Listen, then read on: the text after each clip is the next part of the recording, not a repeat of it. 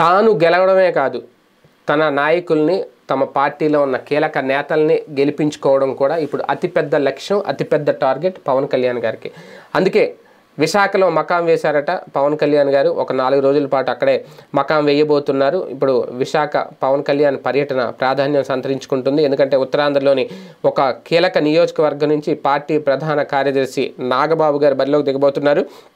ఈయన ఇప్పటికే అనకాపల్లి జిల్లాలో వారం రోజులుగా తిష్ట వేసి మరి అక్కడ పార్టీ కార్యకర్తలను సమాయత్తం చేస్తున్నారు. మండలాల వారీగా కూడా పర్యటిస్తున్నారు.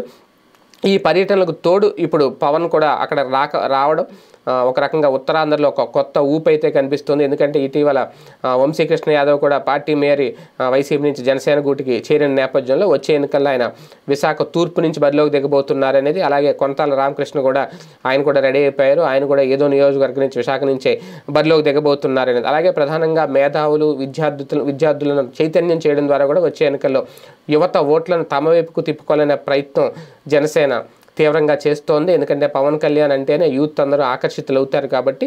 ఇదే నేపథ్యంలో అనకాపల్లి ఎంపీ సీటు కోసం జనసేన పట్టుబడుతోంది.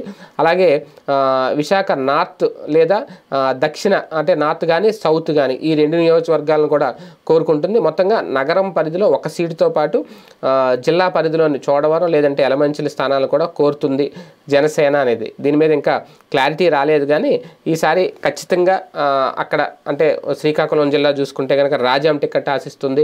అలాగే పాలకొండ ఎస్టీ సీటును కూడా తెలుగుదేశం పార్టీ కోరుతుందట. ముఖ్యమైన శ్రీకాకుళం నియోజకవర్గంపై కూడా పవన్కు ఒక అవగాహన ఉంది కాబట్టి టీడీపీ తరపున ఇక్కడ గుండ్ల లక్ష్మీదేవి ఉన్నప్పటికీ ఈ దఫా జనసేనకు కేటాయించే అవకాశం ఉందన్న చర్చ అయితే సాగుతుంది. ఏదేమైనా తన బలం పెంచుకునే ప్రయత్నం, తన బలం నిరూపించుకునే ప్రయత్నం, తమ అభ్యర్థులను గెలిపించుకునే ప్రయత్నం ఉత్తరాంధ్రలో పవన్ కళ్యాణ్ గారు సీరియస్గానే దృష్టి పెట్టారని తెలుస్తుంది. మరి ఏం జరుగుతుందో చూద్దాం.